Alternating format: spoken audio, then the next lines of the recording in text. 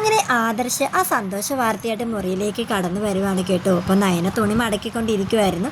അപ്പോൾ അവൻ ഇങ്ങനെ പുറകിൽ വന്ന് ഇങ്ങനെ കെട്ടിപ്പിടിച്ചിട്ട് അപ്പോൾ അവളെ എന്താ ഇത്ര സന്തോഷത്തിൽ, അത് പിന്നെ അമ്മ നമുക്ക് പോകാനായിട്ട് അനുവാദം തന്നു എന്നിങ്ങനെ പറയുകയാണ്. അപ്പോൾ അതെയോ, സത്യമാണോ ആദർശേട്ടാ എന്നിങ്ങനെ ചോദിക്കുകയാണ്. അതെ, നമുക്ക് പോകാം, നാളെ തന്നെ പോകാമെന്ന് ഇങ്ങനെ പറഞ്ഞിട്ട് അവളെ ഇങ്ങനെ പൊക്കിയെടുക്കുകയാണ് കേട്ടോ. നവ്യ അപ്പോൾ നയനയുടെ മുറിയിലേക്ക് കടന്നു വരികയാണ് കേട്ടോ. അപ്പോൾ ആദർശ് നയനെ എടുത്ത് പൊക്കിയത് നവ്യ ഇങ്ങനെ കണ്ടിട്ട് എന്താ ഈ കാണിക്കുന്നത്, അവൾക്കിപ്പോൾ വയ്യാത്തതല്ലേ എന്നിങ്ങനെ പറയണം. അപ്പോൾ ആദർശ് അതിന് ഞാൻ അവളെ താഴ്ത്തി വീഴ്ത്തതൊന്നുമില്ലെന്നും പറഞ്ഞ് ആദർശ് ഇങ്ങനെ ഇറങ്ങിപ്പോയി കേട്ടോ. അപ്പോൾ ഉടനെ തന്നെ നയന പറയാണ്, ചേച്ചി എനിക്കിപ്പോൾ കുഴപ്പമൊന്നുമില്ല, നാളെ ഞങ്ങൾ ടൂറ് പോവുകയാണ്, അമ്മ അതിന് സമ്മതം മൂളി എന്നൊക്കെ ഇങ്ങനെ പറയാണ്.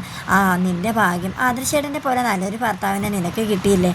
അബിയുടെ കാര്യം നേരെ തിരിച്ചാണ്, അവൻ ഒരിക്കലും നന്നാവില്ലെന്ന് എനിക്ക് തോന്നുന്നതൊക്കെ ഇങ്ങനെ പറഞ്ഞ് നവ്യ ഇങ്ങനെ ഇറങ്ങാൻ കേട്ടോ. അപ്പോൾ നയനയാണെങ്കിൽ നേമേ എൻ്റെ ചേച്ചിയുടെ ജീവിതം കൂടി നല്ല രീതിയിൽ പോണേന്നൊക്കെ ഇങ്ങനെ പ്രാർത്ഥിച്ച് ഇങ്ങനെ നിൽക്കുകയാണ്.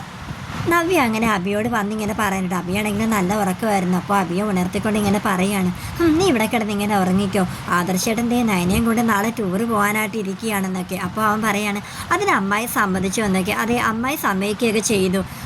എനിക്ക് നിന്നെപ്പോലെ ഒരു കോന്തനെയാണല്ലോ ദൈവമേ കിട്ടിയത്. നീ ആണെങ്കിൽ എന്നെ സന്തോഷിപ്പിക്കുന്ന കൂടിയില്ല, എൻ്റെ വയറ്റിലൊരു കുഞ്ഞുണ്ടെന്ന് കൂടി നീ ആലോചിക്കുന്നില്ല, ഏതു നേരം ഒരു ഫോൺ എടുത്ത് പെൺകുട്ടികളുടെ ചാറ്റ് ചെയ്യലല്ലേ നിൻ്റെ സ്വഭാവം എന്നൊക്കെ ഇങ്ങനെ പറയാണ്. അപ്പോൾ അവനും പറയണം, നീ ഏതു നേരം ഫോണിലാണല്ലോ എന്നൊക്കെ. അതെ, ഞാൻ ഫോണിലാണെങ്കിൽ ഞാൻ മറ്റു ആൺകുട്ടികളുമായിട്ടൊന്നും ചാറ്റ് ചെയ്യുകയൊന്നുമല്ല നിന്നെ പോലെ. നീ ഏതു നേരം നീ മറ്റു പെൺകുട്ടികളായിട്ട്, അതായത് നീ എന്നെ ചീറ്റ് ചെയ്തുകൊണ്ടിരിക്കില്ല എന്നൊക്കെ ഇങ്ങനെ പറയാൻ കേട്ടോ.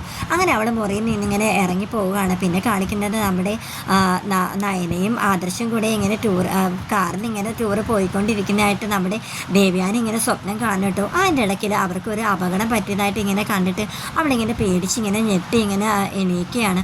ഉടനെ തന്നെ അവൾ ഫോൺ എടുത്ത് മുറിയുടെ പുറത്തിറങ്ങിയിട്ട് ഡോക്ടറിന് ഫോൺ ചെയ്യുകയാണ്.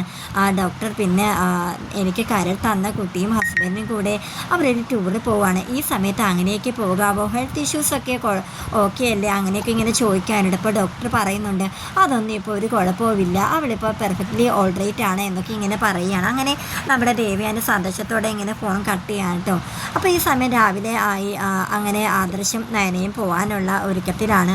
അങ്ങനെ ആദർശ് വന്ന നയനോട് ഇങ്ങനെ ചോദിക്കുകയാണ്, നീ ഇതുവരെ ടൂറൊന്നും അങ്ങനെ പോയിട്ടില്ലല്ലോ, നീ ഡ്രസ്സൊക്കെ മടക്കി വെച്ചില്ലേ, വാ നമുക്ക് പെട്ടെന്ന് ഇറങ്ങണം എന്നൊക്കെ ഇങ്ങനെ നല്ല സന്തോഷത്തോടെ ഇങ്ങനെ പറയാൻ കേട്ടോ രണ്ടുപേരും. അപ്പോൾ നയന പറയുന്നുണ്ട്, ഞാൻ ഒരു ഗ്ലാസ് ചായ ഇട്ടുകൊണ്ട് വരാം ആദർശേട്ടാ എന്നിങ്ങനെ പറയുകയാണ്. അപ്പോൾ വേണ്ട ഈ സമയത്ത് ഇനി ചായ ഒന്നും ഇടാനായിട്ട് നീ അടുക്കളയിലേക്ക് പോകണ്ട, വാ നമുക്ക് പെട്ടെന്ന് ഇറങ്ങാം, രാവിലെ ട്രാഫിക്കൊക്കെ കുറവായിരിക്കും എന്ന് പറഞ്ഞ് അവർ മുകളിൽ ഇങ്ങനെ താഴത്തോട്ട് ഇങ്ങനെ ഇറങ്ങാൻ കേട്ടോ. പക്ഷേ ഈ സമയം നമ്മുടെ ദേവയാനിയാണെങ്കിൽ അവർക്ക് രണ്ടുപേർക്കുമുള്ള ചായയായിട്ട് ഇങ്ങനെ വരുവാൻ കേട്ടോ. അപ്പോൾ ഇത് കണ്ടുകൊണ്ട് ഇങ്ങനെ വരികയാണ് ആദർശം നയനെ. ആദർശ് അപ്പോൾ പറയുകയാണ്, അമ്മ രാവിലെ എണീറ്റ് ചായയൊക്കെ ഇട്ടോ, അതിൻ്റെ ഒന്നും ആവശ്യമില്ലായിരുന്നല്ലോ അമ്മയെന്ന്. അപ്പോൾ ദേവയാനി, എന്താ ഞാൻ ഇട്ട ചായ എന്താ നിങ്ങൾ കുടിക്കില്ല എന്നുണ്ടോ, രാവിലെ എന്തായാലും നിങ്ങൾ പോകുമല്ലേ, അപ്പോൾ ഒരു ചായ ഇട്ട് തന്നേക്കാന്ന് വെച്ചു, ഇപ്പോൾ അതൊരു കുറ്റമായോ, എന്താ ഞാൻ ഉണ്ടാക്കിയ ചായ കുടിക്കില്ല എന്നുണ്ടോ എന്നൊക്കെ ഇങ്ങനെ പറയാണ്. അപ്പോൾ എൻ്റെ അമ്മ ഉണ്ടാക്കിയ ചായ ഞാൻ പിന്നെ കുടിക്കാതിരിക്കുമെന്നും പറഞ്ഞ് ചായയൊക്കെ കുടിക്കാൻ കേട്ടോ. എന്നിട്ട് ആദർശ് പറയുന്നുണ്ട്, നല്ല ചായയാണമ്മയെന്ന്.